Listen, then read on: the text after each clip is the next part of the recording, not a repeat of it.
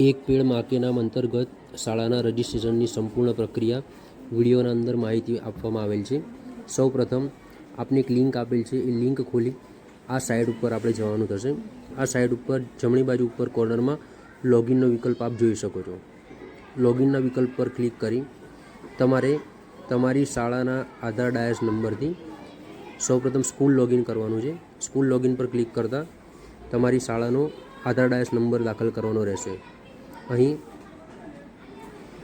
આપની શાળાનો આધાર dice number દાખલ કરીશું. ત્યારબાદ કન્ટિન્યુ પર ક્લિક કરીશું. અહીં તમને તમારું યુઝર આઈડીની સાથે સાથે પાસવર્ડ પૂછશે અને સાથે કેપ્ચા કોડ નાખી સબમિટ કરવાથી આપની શાળાના એક પેડ માં કે નામ રજિસ્ટ્રેશન કરવાના પોર્ટલ પર હોમ પેજ ઉપર ડેશબોર્ડ પર જઈ શકશો. ત્યારબાદ તમને આવું કંઈક ડેશબોર્ડ દેખાશે, જ્યાં ઉપર જમણી તરફ કોર્નરમાં 3 આડા લીટા આપ જોઈ શકશો,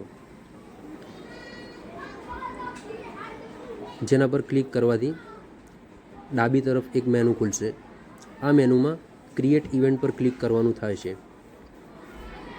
ક્રિએટ ઇવેન્ટ પર ક્લિક કરતાં અહીં આપણી શાળાના અંદર જે થીમ ઉપર વૃક્ષારોપણ કરવાનું છે, સૌપ્રથમ આપણે એડોપ્ટ હેલ્ધી લાઇફસ્ટાઇલ પસંદ કરીશું.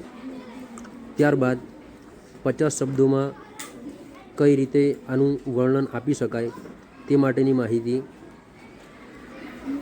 લિંકના ડિસ્ક્રિપ્શનમાં મેં આપેલ છે, ત્યાંથી આપ પ્રોમ્પ્ટ ક્લિયર કોપી કરી મેળવી શકશો. ત્યારબાદ નીચે મિશન લાઈફ થીમ જે ઓટોમેટિક ફિલ થયેલી આવશે, જે આપણે પહેલાં પસંદ કરેલ છે. ત્યારબાદ તેની સબ થીમ પસંદ કરવાની રહેશે, જેમાં આપણે પ્લાન્ટેશન માટેની જે થીમ છે તે પસંદ કરીશું. આ ઉપરાંત તમે અન્ય થીમ પણ જોઈ શકો છો.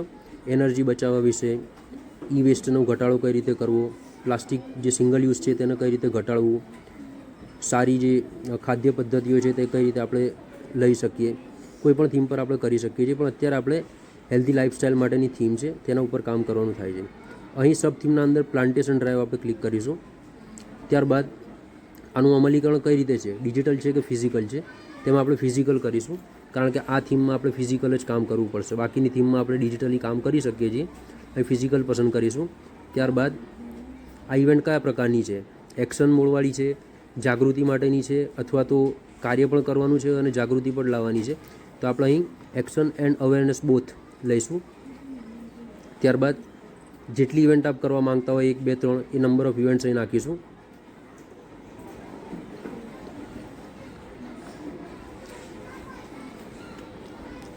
આપની મરજી મુજબ 1, 2, 3, 4, 5 જેટલી ઇવેન્ટ કરવા માંગતા હોય તે સંખ્યાએ નાખી શકો છો.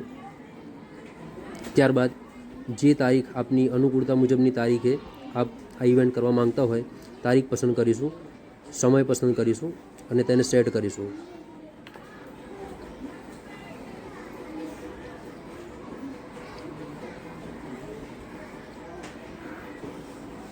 ત્યારબાદ જિલ્લો આપની શાળાના ડાયસ્કોડ પરથી ઓટોમેટિક આવશે. આપનું ગામ લખવાનું થાય છે. જે લખ્યા બાદ આપ આને સબમિટ કરશો એટલે એક આખી ઇવેન્ટ તમારી જનરેટ થઈ જશે અને જે ડેશબોર્ડ પર તમને બતાવશે એ કંઈક આ રીતનું દેખાશે. હવે તે ઇવેન્ટના અંદર બાકીની વિગતોને પૂર્ણ કરવા માટે ફરીથી આપણે જમણી તરફનું 3 આડા લીટા ક્લિક કરતાં આવું એક મેનુ ખુલશે, જેમાં ઇવેન્ટ મેનેજમેન્ટ પર ક્લિક કરવાનું થાય છે. ઇવેન્ટ મેનેજમેન્ટનું ક્લિક કરવાથી જે ઇવેન્ટ આપણે પહેલાંથી તૈયાર કરેલી છે તેમાં આપણે સુધારો કરી અને બાકીની વિગતો ભરી શકશું. જે ઇવેન્ટ હોય તે આપણે પસંદ કરીશું. ત્યારબાદ આવું કંઈક ખુલશે, જેમાં બાકીની જે વિગતો છે, પહેલાં જે આપણે ઇવેન્ટ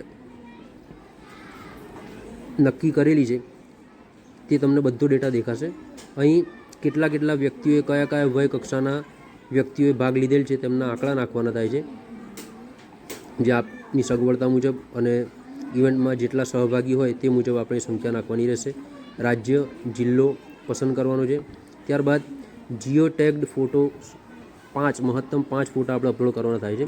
આ જીઓ ટેગ ફોટો કઈ રીતે લેવા તેના માટે પણ મેં ડિસ્ક્રિપ્શનના અંદર લિંક આપેલી છે, જે એપ્લિકેશનની મદદથી આપ જીઓ ટેગવાળા ફોટોગ્રાફ્સ લઈ શકો છો અને સીધા અહીં ગેલેરીમાં આ જગ્યાએ અપલોડ કરી શકો છો. જો તમે ફોટાનું કંઈક નામ આપવા માંગતા હોય તો ફોટો કેપ્શનમાં લખી દેવાનું છે જો તમે તમારી ઇવેન્ટનો કોઈ વિડીયો બનાવેલો હોય તો વિડીયો આપ અપલોડ કરી શકો છો ગેલેરીમાંથી પસંદ કરીને. વિડીયો શાના માટેનો છે તેના માટે કેપ્શન લખી શકો છો અને સમગ્ર ઇવેન્ટમાં તમે કેટલા ઝાડ રોપેલ છે, કેટલા છોડ રોપેલ છે તે દર્શાવી અપડેટ કરી અને તમે આ સમગ્ર પ્રક્રિયાનું રજિસ્ટ્રેશન પૂર્ણ કરી શકો છો.